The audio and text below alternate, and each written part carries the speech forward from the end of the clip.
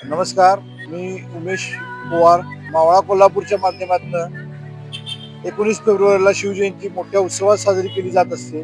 3 दिवस महानाट्याचं आयोजन इथं असतं. ऐतिहासिक महानाट्य बघण्यासाठी हजारोंच्या संख्येने इथे आबालवृद्ध येत असतात.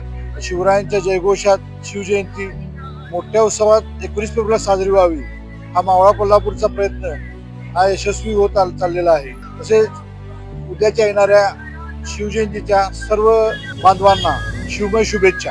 महात्मा फुलेंनी 19 फेब्रुवारी 1869ला पहिली शिवजयंती साजरी केली. त्या पुरोगामी विचारांची ही 19 फेब्रुवारीला असणारी शिवजयंती जगभर एका दिवशी साजरी व्हावी, एका तारखेला साजरी व्हावी, जेणेकरून शिवाजी महाराजांचे विचार हे पूर्ण जगात पोचतील.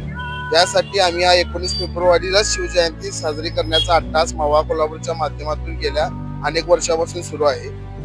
तर आम्ही या दरवर्षी या ठिकाणी एक महानाट्य करत असतो 17, 18 आणि 19 फेब्रुवारीला, ज्यातून शिवाजी महाराजांचा खरा इतिहास जगासमोर जनतेसमोर आणण्याचा आम्ही प्रयत्न करतो.